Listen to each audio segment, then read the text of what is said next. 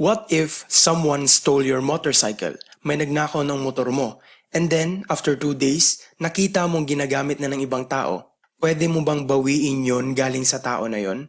Sa pamamagitan ng dahas? Kung hindi niya isasauli.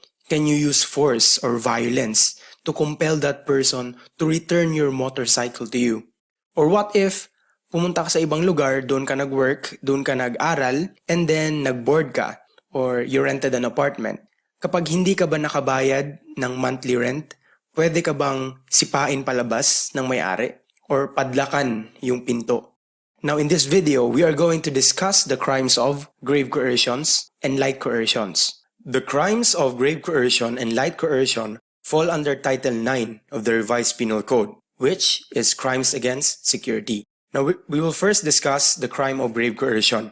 Article 286 defines the crime of grave coercion. Now, what immediately comes to mind when we say grave coercion is yung pinilit mo yung isang taong gawin ng isang bagay. When you compel another person to do something. In fact, one of the acts punished under Article 286 is compelling another by means of violence, threats, or intimidation to do something against his will, whether it be right or wrong. Pero hindi lang dito. There is also another act which is punished as grave threat, and that is preventing another by means of violence, threats, or intimidation from doing something not prohibited by law. So ang grave coercion is not only limited to compelling another person, but it also includes the act of preventing another. So hindi lang yung pinilit mo ang isang tao na gawin ng isang bagay. Grave coercion din ang pagpigil sa isang tao na gumawa ng isang bagay. Now let's discuss this further. But first, let us discuss the elements of the crime of grave coercion. Now, the first element is that a person prevented another from doing something not prohibited by law, or that he compelled him to do something against his will, be it right or wrong. Now, let's provide some examples here. One was harvesting palay on a parcel of land being claimed by Pedro. To prevent one from entering the land, Pedro, together with 3 other companions armed with bolos, blocked one's path and told him to get lost or they will kill him right then and there. Fearing for his safety, one immediately left the place. So this is an example of the first element. Pedro here, together with his 3 other companions, prevented one from harvesting palay. Sabihin na natin na pinag-aagawan ang lupa. Wala pa rin karapatan si Pedro at yung mga kasama niya na pigilan si Juan. Kasi yung pag-harvest ng palay ay hindi naman prohibited by law. At kung pinag-aawayan ang lupa, the right thing to be done here in this case by Pedro is to file the appropriate case. Another example, Pedro was in dire need of money. When Pedro saw Maria walking down the street, he approached her from behind and grabbed her purse. One who was present saw this and immediately grabbed Pedro and pinned him down. Now, is this an example of the first element? Tandaan natin na ang sinasabi ng first element is hindi mo pwedeng pigilan ng isang tao na gawin ng isang bagay kung ang gagawin niya ay hindi ipinagbabawal ng batas. Sa example na to, ipinagbabawal ba ng batas ang gagawin niya o ang ginawa niya? Which is ang pagnanakaw? Yes, because robbery or theft is punished as a crime under our law. So it is prohibited by law. So hindi mag-a-apply ang first element. Pwede siyang pigilan sa kanyang gagawin kasi it is prohibited by law. Now let us provide examples of compelling someone to do something against his will, be it right or wrong. Maria lost his cell phone and suspected that it was Juan who took it. Maria told Pedro about it. Upon seeing Juan, Pedro punched him and he fell down. He continued to kick him while saying, "If you will not confess that you stole Maria's cell phone, I will continue to beat you right here." This is an example of compelling someone to do something against his will. Sa example na to, Pedro is compelling Juan to confess to the crime of robbery or theft na siya ang nagnakaw ng cellphone ni Maria. Now sabihin natin na siya nga ang nagnakaw.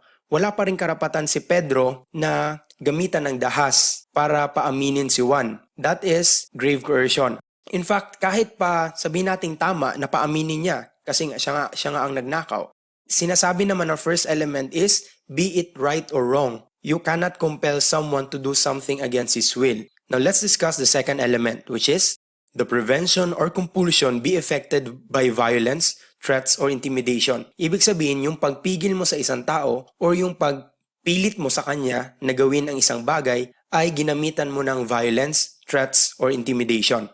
Examples: Maria lost his cell phone and suspected that it was one who took it. Maria told Pedro about it. So ito yung example natin kanina. So in this case, ginamitan niya ng violence to compel one to confess na aminin niya na siya ang nagnakaw ng cellphone. Second example, ito naman yung nag-harvest si Juan ng palay or mag-a-attempt na mag-harvest ng palay. Ito, Pedro, together with the 3 other companions, prevented Juan from harvesting palay by means of intimidation and threat. So ginamitan nila ng intimidation at threat. And then we have the third element. The person that restrained the will and liberty of another had not the authority of law or the right to do so.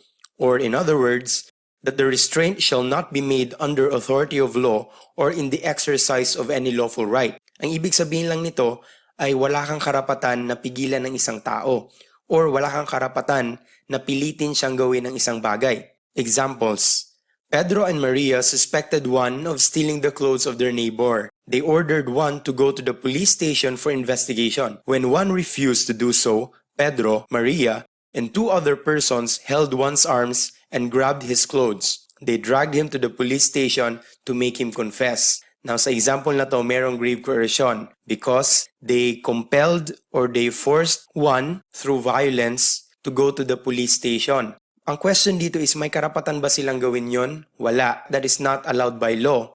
Kung talagang si Juan nga ang nagnakaw ng mga damit ng kapitbahay, then they should file a case or humingi sila ng tulong sa pulis kasi that is the job of our police officers. They should not put the law into their own hands. Another example, Maria was drinking milk tea outside the cafe when Pedro approached her and grabbed her cell phone. Pedro was about to run away, but he was immediately pinned down by a police officer who saw what happened.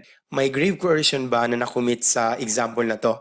When Pedro was prevented from doing something, did the police officer have the authority to do so? The answer is yes. Kasi ang gagawin ni Pedro is a crime, yung pagnanakaw. So una, it is prohibited by law. Yun yung first element natin. Hindi mag-a-apply ang first element because Pedro was doing something prohibited by law. And then we have the third element which is merong authority of law yung police officer na pigilan si Pedro. In fact, that is the job or that is the duty of the police officer to protect life and property. Another example, Pedro parked his motorcycle outside the laundry shop. When he returned, it was no longer there. After 2 days, he saw his motorcycle being driven by Juan. Pedro ordered Juan to return it. When Juan refused to do so, Pedro kicked his head and continued to punch him until he fell down. Pedro took the motorcycle and went home.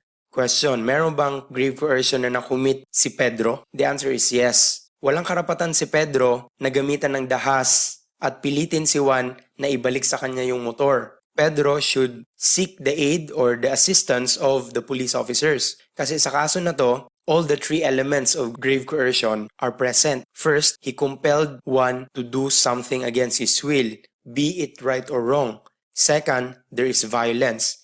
And third, he has no authority of law or he has no right to compel one to return the motorcycle through violence. Para mas maintindihan natin, let's proceed to another example. Pedro parked his motorcycle outside the laundry shop. When he returned, he saw Juan riding his motorcycle and was about to leave. Pedro dashed towards Juan and grabbed his shirt, causing Juan to lose his balance and fall down. Juan broke his wrist because of what happened.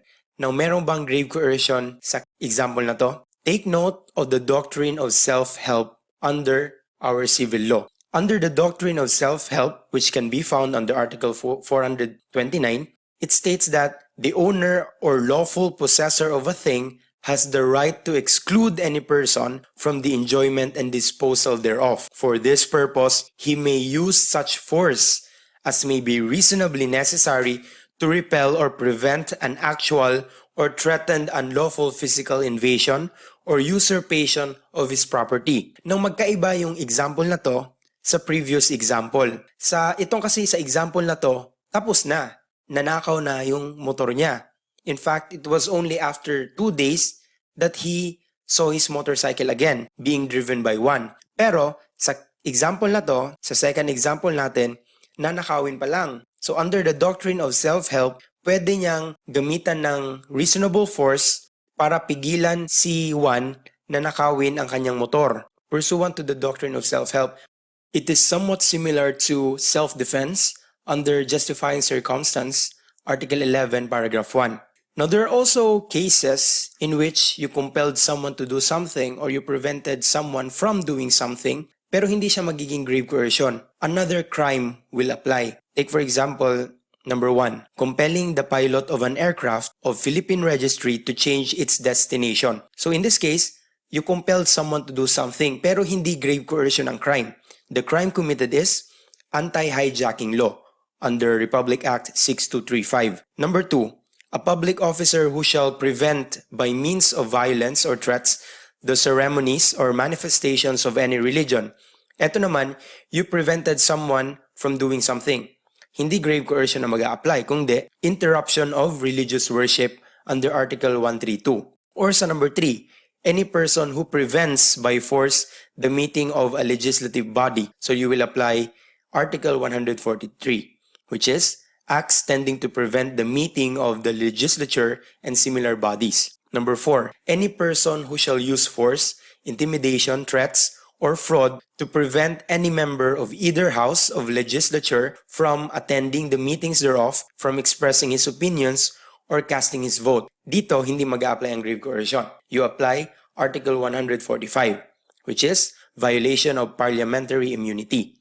And sa number 5, any public officer or employee who shall compel a prisoner or detention prisoner under his charge by means of violence to confess or to give some information, you will not apply grave coercion, but Article 235, which is maltreatment of prisoners. Now dito sa maltreatment of prisoners, kailangang prisoner siya. Example, the policeman suspected Pedro as one of the robbers who robbed a bank last week. The policeman dragged Pedro outside of the house and hit his head with the butt of his firearm. He pointed his gun to Pedro's head and told him to confess that he was one of the robbers. Now, sa example na to, ano ba ang mag-a-apply? Grave coercion or maltreatment of prisoners under Article 235? Again, sa number 5, kailangang prisoner siya or detention prisoner para mag-apply ang maltreatment of prisoners. Dito sa example natin, hindi siya prisoner.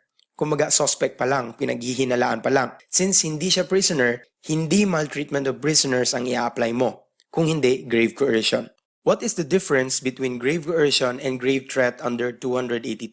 Diba? Under the second element of grave coercion, that he prevented another or he compelled another by means of violence, threat, or intimidation. So meron ding threat. Now sa grave coercion, force or violence must be immediate, actual, or imminent. Sa grave threat, there is a promise of some future harm or injury. Example, the security guard of the company doesn't want to see one's face because he is ugly. So the security guard told one to leave the office and go home or he will shoot him with his shotgun. So dito, merong grave coercion kasi the force or violence he threatened to commit is immediate, actual, or imminent kung hindi siya susundin ni Juan. Kapag hindi umuwi si Juan, kapag hindi umalis si Juan, talagang babarilin siya ng shotgun right then and there. So that is grave coercion. Pag grave threat naman, dapat ang nakalagay sa example is, kapag hindi siya umalis, babarilin siya kinabukasan pag nagpakita siya ulit. Now that is an example of a promise of some future harm or injury. Pero sa example na to, the harm or injury is immediate, actual, or imminent kapag hindi ginawa ni Juan yung pinapagawa sa kanya. Now that's an example of grave coercion. How about grave coercion and kidnapping or serious illegal detention? Ano ang kaibahan nila? Now sa grave coercion, there is no deprivation of liberty. Sa kidnapping, there is actual confinement or restraint of the person. Tandaan na sa grave coercion, it is a crime against security, while in kidnapping, it is a crime against liberty. So sa kidnapping, kailangang merong lock-up, kailangang na-detain ka. You have no freedom of movement. Pero sa grave coercion, ang kailangan lang is pinilit kang gawin ang isang bagay na ayaw mong gawin. For example, ito yung mga kidnappers. Kinaladkad ka at gusto ka nilang sumama sa kanila. Pero kapag hindi ka na-lock up, kapag may nangyari, hindi natuloy na kinulong ka sa isang lugar kasi nga may mga tumulong sa'yo, then that is only a case of grave coercion. Kasi pinilit ka nilang gawin ang bagay na ayaw mo, which is sumama sa kanila. So kinaladkad ka nila. Kung hindi naman nakarating sa destinasyon kung saan ka ikukulong, wala pang actual confinement doon. So grave coercion lang ang mag-a-apply. Pero kapag nakulong ka, nakarating kayo sa lugar na kung saan pinaplano nilang ikulong ka, and then there is lock-up, kidnapping na ang mag-a-apply at hindi na grave coercion. Then we have the second paragraph of Article 286. When is prisión mayor imposed? First, if the coercion is committed in violation of the exercise of the right of suffrage. So may kinalaman sa eleksyon, sa pagboboto. For example, sinabihan mo sila na kapag hindi nyo iboto itong kandidato na to, susunugin namin ang mga bahay ninyo. If the coercion is committed to compel another to perform any religious act, or if the coercion is committed to prevent another from performing any religious act. Then let's go to the crime of light coercion under Article 287. Now these are the elements of light coercion. Number 1, that the offender must be a creditor. So kailangan lang dito sa crime ng light coercion, merong utang, merong nagpautang at merong nangutang. Merong creditor and merong debtor. So sa example na to, Pedro saw Juan parking his motorcycle. Pedro demanded payment from one of his debt, but Juan had no money. Pedro pointed his Glock pistol at Juan and told him to surrender his motorcycle as payment for his debt. So ito, present ang first element. Kasi the offender must be a creditor. So since merong debt, merong creditor at merong debtor. Now, in this other example, Pedro saw Juan parking his motorcycle. Pedro wanted to borrow money from Juan, but Juan had no extra cash. Pedro said that he would just sell the motorcycle so he could borrow the money. When Juan refused, Pedro kicked him until he fell on the ground and drove away with the motorcycle.